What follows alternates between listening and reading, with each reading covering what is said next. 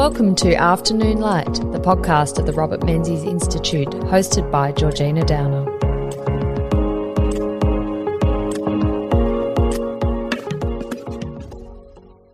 The 1950s were a lost decade where little of note occurred and Australia wallowed in the cultural cringe, or so people like Donald Horne would have you believe. Donald Horne was one of the leading journalists and intellectuals of the Menzies era, with his 1964 book The Lucky Country never out of print. Joining me to discuss Donald Horne and his influence is Ryan Cropp, author of a relatively new biography, Donald Horne, A Life in the Lucky Country. Welcome to Afternoon Light, Ryan. Good to be here. Thanks for coming along, and thanks for this contribution to, well, potentially people's Christmas stockings this year. I'm actually holding up The Lucky Country, not your book, which has just arrived in the post. So I'm looking forward to dipping into it. But tell me, how did you get to write a book about Donald Horne, which would have been, no doubt, incredibly interesting, enjoyable, and all that?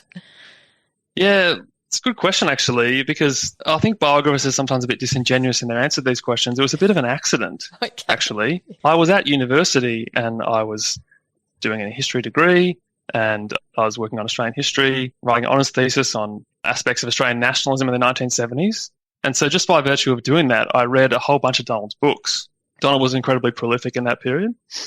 So when the time came to think about something to do for a PhD, I was having a conversation with a friend and I was saying, Donald Horne's got this massive archive in the State Library of New South Wales, something like 200 boxes of books or thereabouts.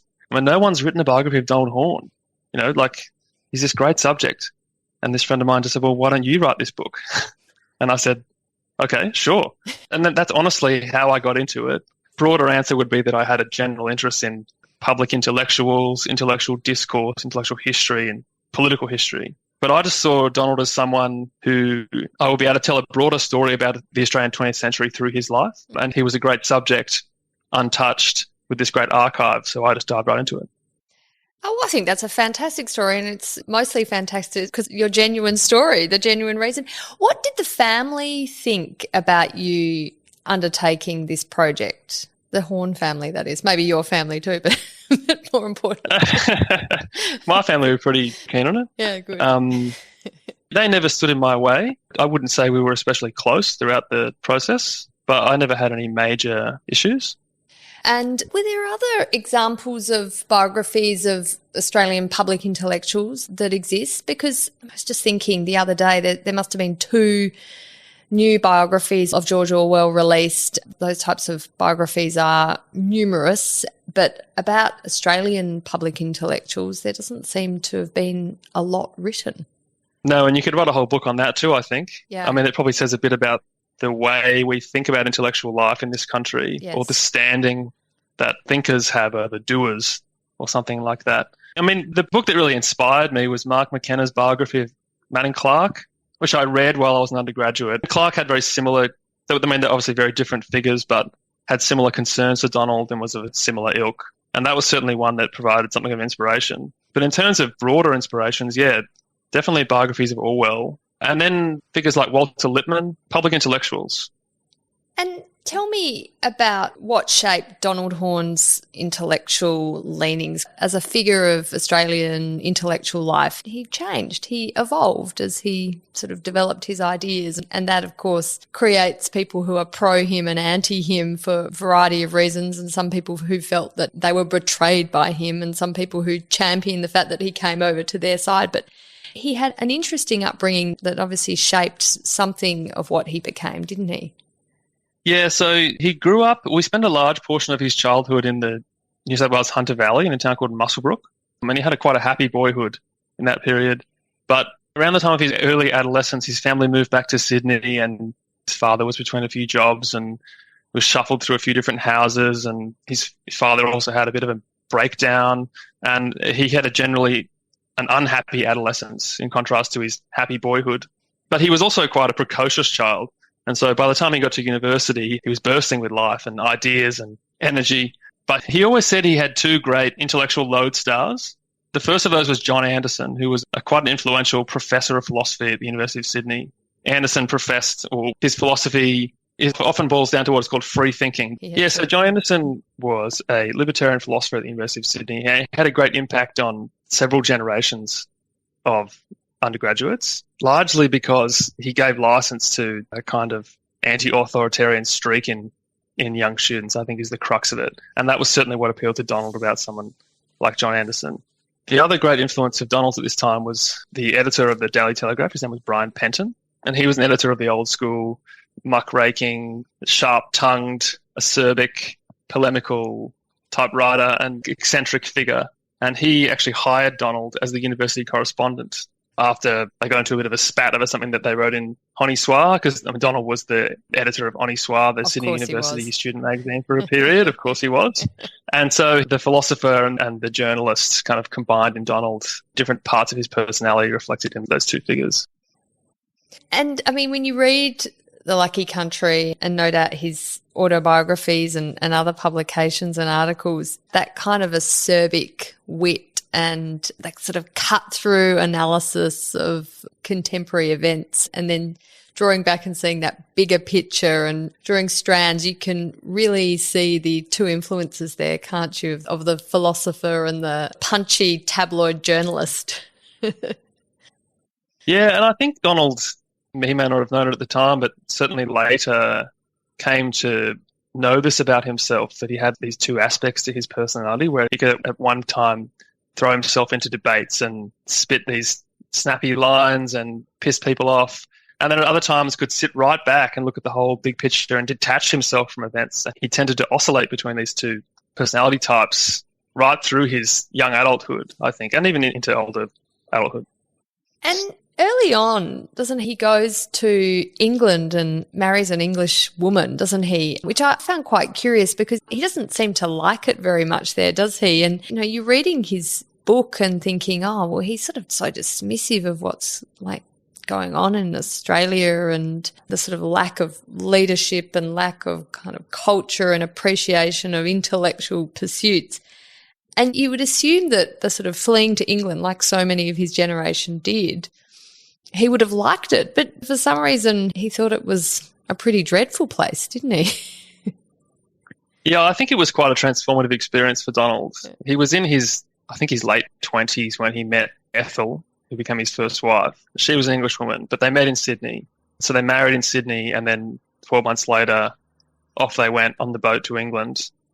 Like so many young, promising Australians often did, they didn't see a life for themselves in this country, and they would go off abroad to greener pastures. So Donald had great hopes for his English period, and he actually essentially quit journalism and he was going to become a novelist. So they moved to Ethel's family farm on a kind of fading rural estate outside Bletchley, where Donald wrote novels for a period.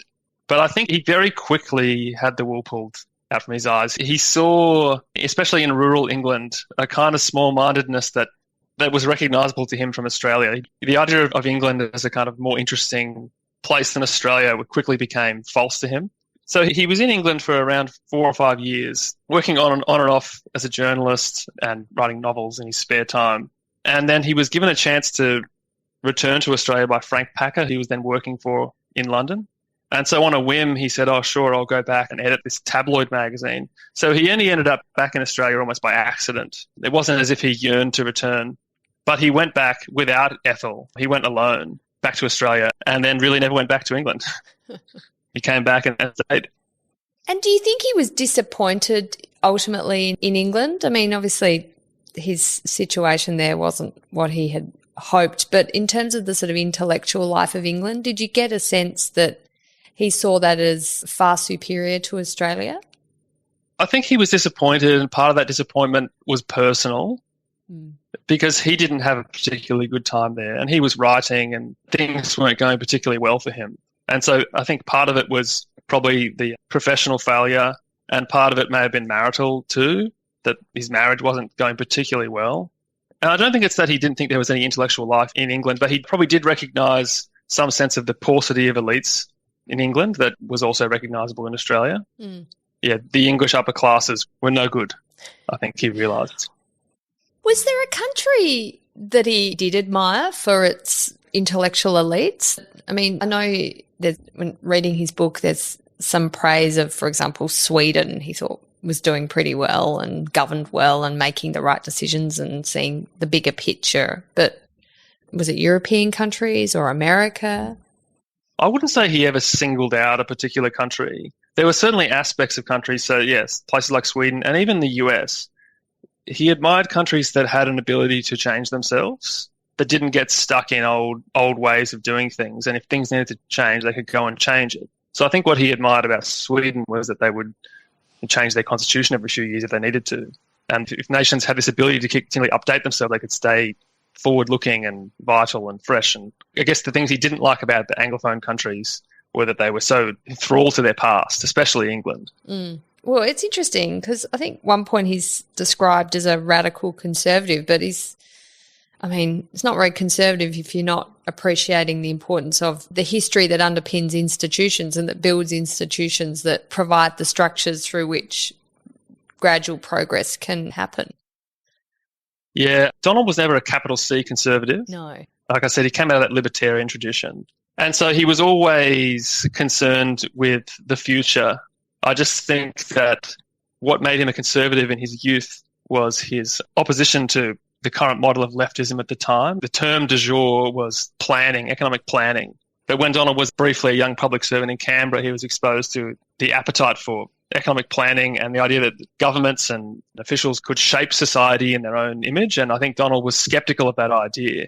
Not that he didn't think that society should strive to do great things, but just the role of individuals and governments in trying to change things resulting in unintended consequences. And so, yeah. But it's interesting you say he wasn't a capital C conservative, but I note that in the early 1950s he joined the Conservative Party when he was in England and was campaigning against the Attlee Labor government and even contemplated becoming a Tory member of Parliament. So, Yes. Although he did say later that he was more Whig than Tory, and I think at that point the Tory party is a broad church, right? And yeah, like I said, he was more opposed to the Labor government than he was a kind of card-carrying member of the Conservatives, if that makes sense. He didn't like nationalisation and things like this that the British Labor government were pursuing. And so the Conservatives were the default party for him.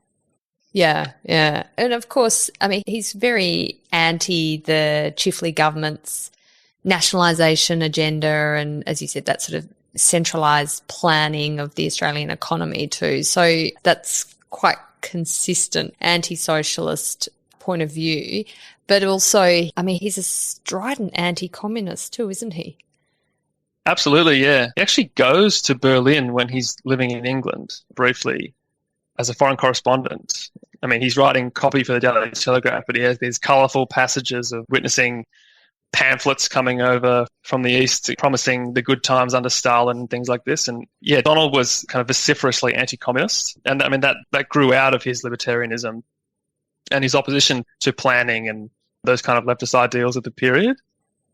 So tell me about his anti-communist activities, because he was associated with this Australian Association for Cultural Freedom, which I found quite an interesting organisation, and it had a publication that exists to this day, doesn't it? Quadrant. That's right, yeah. So from university days, Donald was very close with James Macaulay, the poet, and in the mid-1950s, Macaulay was approached to edit a new magazine that was going to be brought out by this organisation called the Australian Association for Cultural Freedom. And that magazine ended up becoming Quadrant, which was essentially set up as a kind of counterpoint to what was the perceived leftist ascendancy in cultural matters, magazines like Meanne, Gin and Overland. So Donald kind of by default fell into the Quadrant camp. And he wrote odd bits and pieces for Quadrant in the late 1950s, but he was at the same time gifted an intellectual fortnightly of his own to edit by Frank Packer, which was called Observer, which had, I guess, more of a liberal conservative bent and more of a kind of current affairs focus than Quadrant. But those two magazines were kind of two sides of the same coin, and the contributors kind of overlapped. And so in the late 50s and early 60s, they were a kind of centre-right milieu that Donald was very much a part of. And that sort of commitment to anti-communism, of course, was a massive issue of the times. You know, we have, of course, the Petrov affair in the mid-50s and then the Royal Commission into that and the Labor split, the evolution of the DLP and all that did to help Robert Menzies stay in power. Donald actually had a minor Donald, sorry to cut you off. Donald actually had a minor role in the Petrov affair. Oh, fantastic. When he was a journalist in London, he was sent as a foreign correspondent to Finland to receive the Australian diplomats who'd been expelled from Moscow, and one of whom, which was a former colleague of his from when he worked in Canberra, and he got a big scoop. That was Donald's contribution to one of the great moments of Australian cultural history. Oh, well, that certainly was worth putting in one of his 3 autobiographies, no doubt. So yeah. He wrote 3 autobiographies, didn't he? I mean, tell me about these. I think the first one is The Education of Young Donald, so it sounds like they were pretty detailed if he was just starting off with his education in the first volume, followed by 2 more. But they were well received, weren't they? They were very well received, yeah. Yeah, I mean, the first thing to say about Donald's memoirs is they were written, autobiographies as opposed to memoirs. They were written, the first one at least was written in the immediate wake of the Lucky Country itself. Oh, right, yeah. So he's still relatively young. He was in his mid-40s when he wrote it. And part of it was to do with the way the Lucky Country was received. The Lucky Country is a somewhat politically indiscriminate book, and it's kind of hard to tell where Donald sits on the political spectrum. And a lot of reviewers and critics had the same issue. They had wildly different responses. He was called a man of the left. He was called a kind of raging reactionary. And so in the immediate wake of the book's success, Donald, he writes about sitting down and kind of just writing these autobiographical scraps, just thinking about who am I and, where have I come from. And so he was just writing down these memories from his childhood, and then over an 18 to 24-month period, they metastasize into a kind of full autobiography of his boyhood. Donald's autobiographies are great because he's not looking to kind of big note himself. They're kind of social histories. He conceived of this term called sociography, which is a combination of essentially sociology and biography. But he was trying to evoke a society. And so the book can be paired with The Lucky Country because The Education of Young Donald is about what Australia was before The Lucky Country, in the interwar years, the world that he had come from, the world that he was renouncing essentially in The Lucky Country, or in parts of it. And they read like novels, really. Like, they're quite literary. And how does he really great books. How does he describe his world prior to, in those interwar years? I mean, he writes about his time at university, about a lot of his drinking. He's sort of promoting himself, and he gets into lots of kind of tedious fights with the Sydney University's literary community. So, Yeah. But I think the great kind of sleight of hand that he uses in the book, the literary technique, is where he is both a character in the book, but then his older presence is narrating the book. And so there's a distancing effect. So he can kind of make fun of his younger self. He got some feedback from friends who were saying, like, it sounds like you don't really like yourself very much, Donald, But his view was that if you're not going to be critical of yourself, it's not worth writing it. And so, yeah, he very much just pokes fun at his younger self. Do you get the sense that he was pretty self-aware then? Yes, I think so. I mean, in some ways, yes. Above average self-awareness, I would say. Tell me about his personality, because the descriptions of him, he didn't sound particularly nice, that's for sure. Well, it depends which Donald you're talking about, because I think as a young man, especially at university in his 20s, there was a kind of bitterness about him, a cynicism and a hard edge, which he probably never lost. But I think as he aged, he mellowed quite a bit. He also was a kind of great lover of life. The great old school Sydney lunches he was described at, and he kind of loved a drink, and he loved conversation, and he loved talking. And so I think as he aged, the kind of meanness and cynicism, he lost a bit of that and became quite more of a genial type figure. But certainly not, I wouldn't say a kind of warm character. No one ever described him to me as, there was a coldness, a certain detachment. Not that made him uninteresting, but it was part of his personality. His first marriage to the English Ethel ends. Of course, he leaves her in England and never to return, at least to her. And he quickly marries his second wife, Fanwy. And it's interesting reading about their relationship because it reminds me of a book I've just read recently, Wifedom by Anna Funder, which is about George Orwell's wife, Eileen Blair. And George Orwell's real name, of course, was Eric Blair. And how important she was to Orwell's career and supporting him despite being barely ever acknowledged by him in his writings. And really in the sort of various biographies that have been written about him. But there is an argument that at least Anna Funder makes that without, but for Eileen, there would have been no Orwell. Could the same be said for Horne's relationship with his second wife, Myfanwy? Yeah, it's a good question. Yeah. So the first thing to say is I guess that could be said about almost all great men of 20th century literature, right? That there's always a woman or there's always someone behind the words. Donald, though, was always, or especially towards the end of his life, was very upfront about the role that Myfanwy played in his belated literary success. He met her in 1958, the same year that he essentially burst onto the Australian intellectual scene when he started this magazine, Observer. And she essentially edited every word he ever wrote. She was his first reader. She was a formidable intellectual force herself. And they were a great intellectual partnership to the point where Donald's last book, which was a series of reflections on dying and essays about politics, was co-written with Myfanwy, and they shared a byline. So I wouldn't go as far to say that she was Eileen O'Shaughnessy. And they also appeared everywhere together. By the 80s, Donald was the chair of the Australia Council, and he was a kind of mover and shaker in the Australian cultural world, and him and Myfanwy would just appear everywhere together, the two of them, like a team. Yeah, it's nice that he gave her that acknowledgement. And, of course, she was a journalist in her own right, wasn't she? She'd been a Sydney Morning Herald cadet journalist and so would have had considerable set of skills which would have helped her with editing and reading all his works. Absolutely. And then they met at a party in the late 50s and they went off afterwards and chatted away. And then within a week they were engaged. And Donald wrote later that they simply just saw things the same way. I think he phrased it as they shared a line in things to laugh about, and that was what they were simpatico, essentially. Yeah. She was fundamental to his success, is the long and short of it. Yeah. So Donald Horne obviously is writing The Observer, which is quite an intellectual magazine, but that doesn't last, does it? Packer appoints him editor of The Bulletin, which is quite a significant stage in his career, and he was really proud of what he was able to do to The Bulletin, wasn't he? Yeah, so the story of how he got The Bulletin was an interesting one because Packer kind of acquired The Bulletin by accident. He was trying to foreclose a competitor to the Women's Weekly, and so he bought them out. But that same company also owned The Bulletin. And so Packer came to own The Bulletin and Observer. And so he basically said to Donald, look, you can have one or the other, but you can't have both.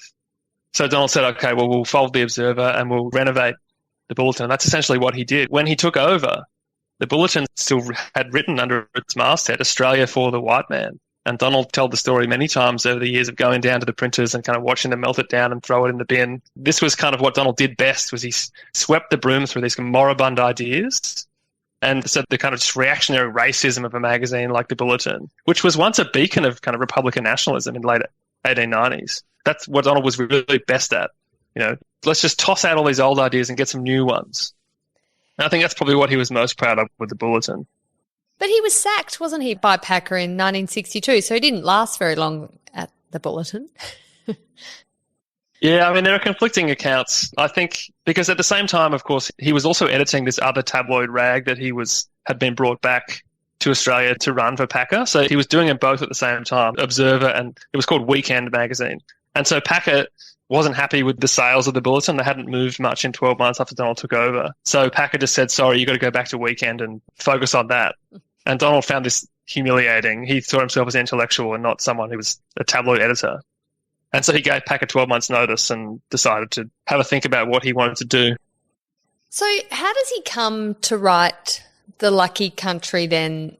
In the very short time after being sacked from The Bulletin, he's undertaking this venture. But it's not a hugely long book. It was a book that still has a legacy to this day. It's still very, very influential. I wonder if he knew how important this book would become.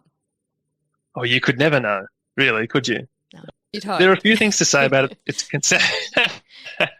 Yeah, there are a few things to say about its conception.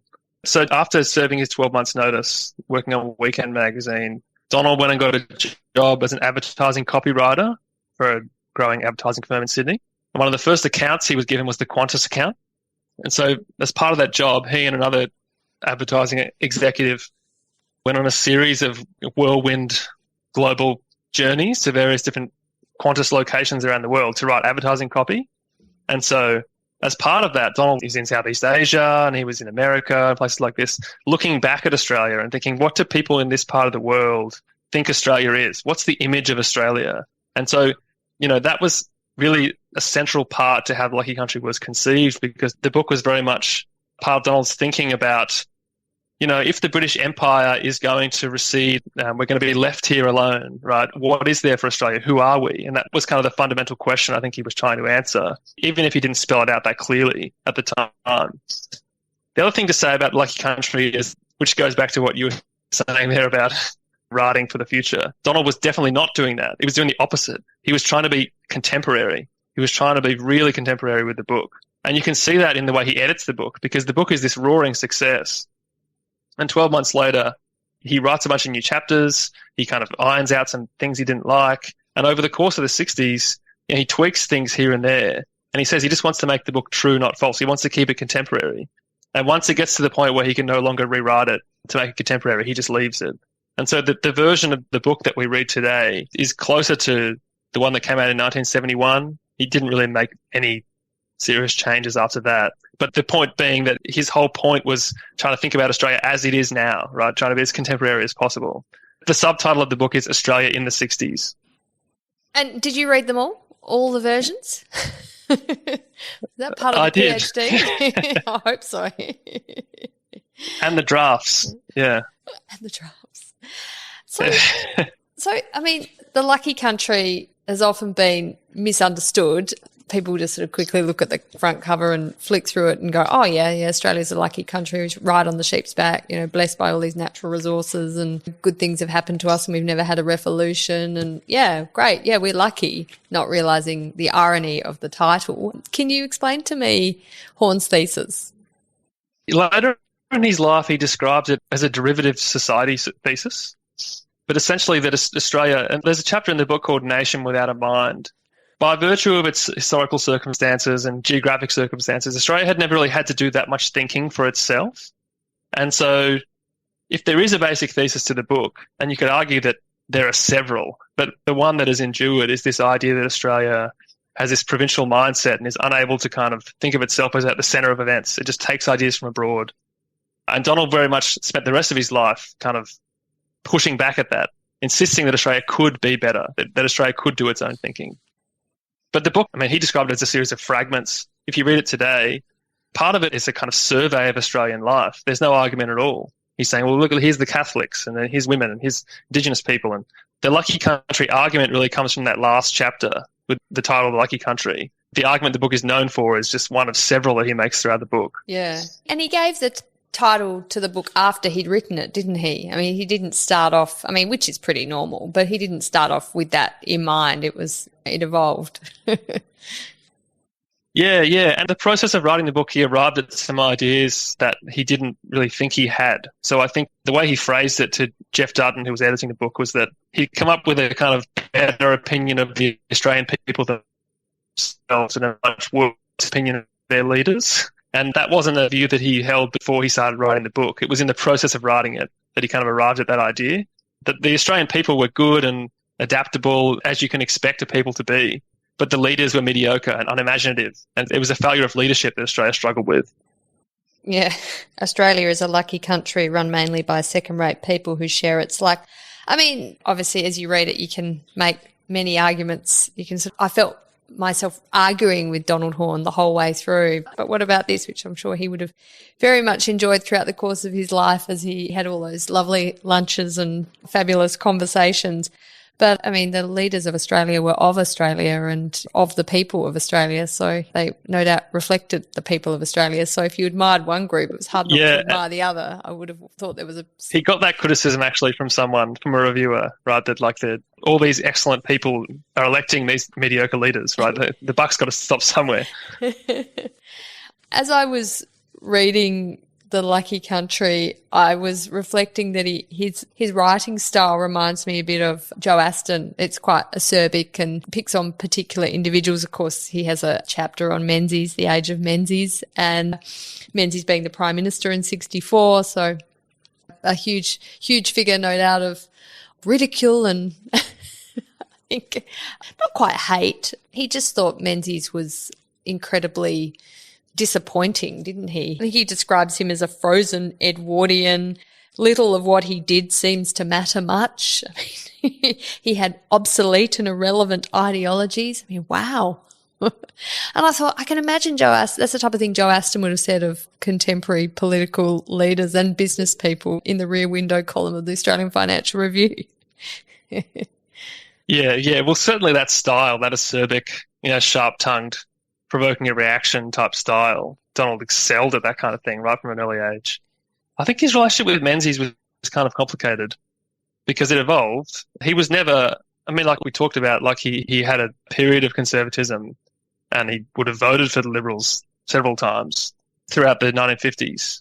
By the early 1960s, when these ideas coalesced, I think he got to a point where he thought, and it wasn't just Menzies, it was the entire political class. He had even worse lines for Arthur Calwell, the leader of the Labor Party. I think he called him antediluvian. He said that between them, Calwell and Menzies were conducting a political argument they'd read out of an old book. And I think it wasn't necessarily policy issue, or I probably could have picked out a few, but it was more a matter of leadership style. I think that Donald wanted leaders to project a future vision of the country. And what he saw in someone like Menzies was someone who was just looking backwards. And Donald wanted, and this is why he embraced someone like Gough Whitlam, who, for all his failures, had a kind of an optimism and a kind of, look, this is what Australia is going to be. There was a forward-looking aspect to his political style that Menzies did not have. There is a polemical aspect to Lucky Country, and so Donald is necessarily exaggerating to make his point, as a good polemicist would do.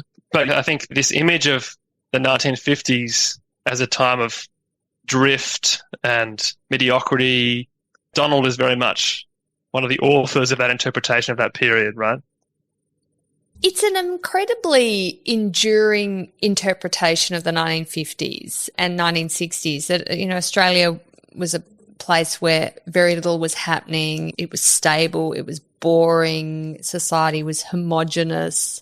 I mean, it's amazing how that just pervades contemporary thinking when you look back at that period, despite the there's quite clear evidence that that was not the case in terms of the immigration program that was being rolled out in Australia, the types of people who were coming into the country, the economic growth. He is really lambasts Menzies, I noticed, about being completely disinterested in Asia, never mentioning, of course, the commerce agreement with Japan, the Colombo plan, the huge investment Menzies put into Commonwealth and engagement with countries, the CETO agreement with Asian countries. I mean, I was sort of he really picked and chose his facts to suit a narrative that, was his point of view. Absolutely, can't argue with someone having that point of view, fine. But I'm surprised at I would say, intellectual laziness of everyone else just to accept that and never really question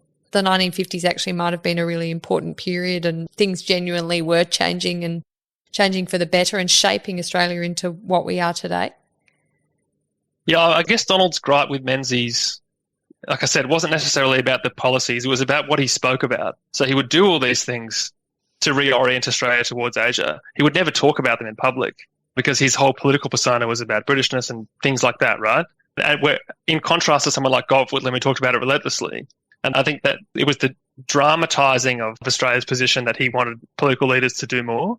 He was never like a policy guy. No. He wasn't going to get into the details of these kind of things, right? He was a public intellectual. And that's another thing to understand about Donald's perspective. Yeah. He was trying to exaggerate a sense of rupture, right? He was concocting it. But he got to this point in the 1960s where he thought Australia needed to change and we've got to say that's the then and this is the now. And so the rupture was an exaggeration, and then the caricature of Menzies helped to build the argument.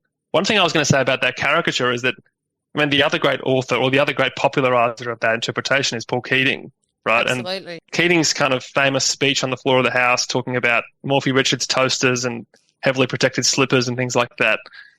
That's the Donald Horne line about the 50s, that it was this time of drift and nothingness. Then that whole debate there was an ongoing debate in the 1990s, the Howard Keating debate over the Menzies years. Yeah, and you really see that, the Donald Horne Lucky Country in the 60s that Paul Keating would have grown up with, and he really pushes that line in the late 80s, early 90s, and I think reminds people of how boring the 1950s were, that Australia basically only woke up in 1972 when Gough Whitlam was elected and finally became a modern country, or at least set out on a path to a modern country. And again, there wasn't really much challenge to that view. I mean, that's something we work very hard at the Robert Menzies Institute to really unpack the importance of that 50s, 60s period and what happened. But I was reflecting, I mean, Donald Horne was, for quite a period of his career, a tabloid journalist. He was provocative, and that was all part of selling magazines, selling newspapers. So, Robert Menzies was not a man of revolution, of overturning the apple cart just to sort of prove a point or to push forward some policy. He was a leader who believed in incremental progress, and that probably didn't make for good newspaper copy, did it? So it would have been irritating for Horne. Yeah, although to defend Horne a bit, I should say that he wrote a great book about the late 1960s called The Time of Hope, which was all about how Australia didn't change in 1972. The changes were well afoot before then, right? The post-Menzies prime ministers, Holt and Gorton and McMahon, and I mean that whole period of cultural upheaval happened under Liberal governments, and Donald was never, like I said, that's one of his great books, and I mean, he was an observer of life. I wouldn't say he tied his political mast to any particular party throughout his life. It repelled him. As much as he became a kind of icon of the cultural left, he was never a party man, ever. He had many gripes with Paul Keating. Yeah, he could never have been said to be a kind of loyal party figure. But he did latch on to individuals, didn't he? I mean, he loved Gough Whitlam and was outraged when Gough Whitlam was dismissed by John Kerr in 1975. Yeah. And I think there was maybe a psychological element to that, as much as he was just genuinely outraged at the fact of the dismissal.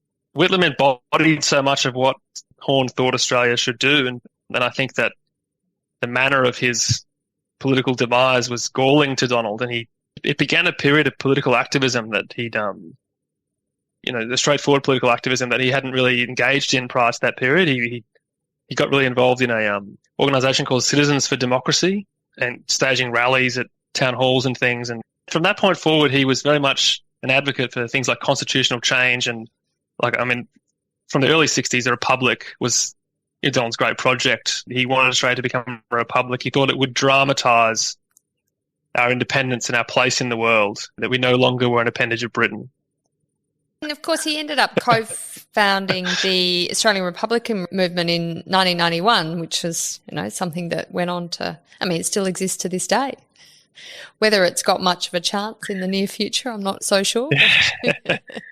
Yeah, and it's weird because, Donald wrote in The Lucky Country that Australia should become a republic. Well before that was an opinion that you could express publicly. And so for a long time, Donald and Geoffrey Dutton were essentially the only Republicans in Australia. But, by mid-70s, there was a groundswell of support for that kind of thing, and was tied to the dismissal and the need for constitutional change and that kind of thing. But by the time Donald got involved with the Republican movement, he was much older, and there was a younger generation of Republicans and activists who were involved there, and to the point where Donald wasn't invited to the Republican convention in 1998. Just somewhat ridiculous outcome that the grandfather of Australian republicanism was sitting on his couch watching on TV. Yeah. Did he feel snubbed by that? I think so. Yeah. He wasn't a young man by that point, but I think he should have been there. People still talk about Donald Horne. He's been dead for quite a few years, and the centenary of his birth was 2 years ago, and I know his children re-released his autobiographies on that occasion, and of course your new biography is out. So he once again is the topic of much conversation, and I don't think The Lucky Country has ever been out of print, which is amazing. It must be a great boon for Penguin, who published it and continue to publish it. But what is that enduring legacy of Donald Horne to Australia in terms of our Australian culture and identity? I think the thing that Donald did best was to try to make sense of things. He was always committed to thinking big picture and trying to make sense of the world. And I think that impulse sometimes gets lost in more recent times. The idea that we can go into all fields and try to kind of capture this moment and understand what's happening and where we're going. There's a kind of incentive to specialize, especially in kind of knowledge industries, right? And Donald was very much a generalist. He was very much one of my working titles for this book was Take One of Everything, because Donald that was essentially the moral of his life, right? That he was interested in everything. He was so curious. Jeffrey Blaney described him as a buzzing bee, flying off to different fields and occasionally stinging and then flying off somewhere else, right? Everything interested in him. And that's a great impulse to have. I think that's something that we should hold on to. An intellectual gadfly, someone described him at. Yeah, absolutely. Absolutely. He made me think a bit of, there are lots of things that these two people are, they're very, very different in some respects, in many respects, but he did make me think a bit of G.K. Chesterton. He was a great writer, cultural, social observer, political observer, and willing to write on any manner of things, and also how he changed his views throughout his life. Yeah, and also the wit. And the wit. The sharp tongue, the way with words. Yeah, absolutely. Yeah. Well, Ryan, thank you very much for joining me on Afternoon Light. It's been an absolute delight, and I hope the book sales go well. And, of course, it's always a good opportunity to think about the 50s and 60s, whether you think they were full of life and reform and progress or dull, lost decade of little note and better in the past than to revisit them. I think it's been a really, really good conversation, and I really appreciate it. Thanks for having me. That's it for this week's episode of Afternoon Light, the podcast of the Robert Menzies Institute. Please make sure to subscribe and catch up on our latest online content on our website or on Twitter, LinkedIn or Facebook.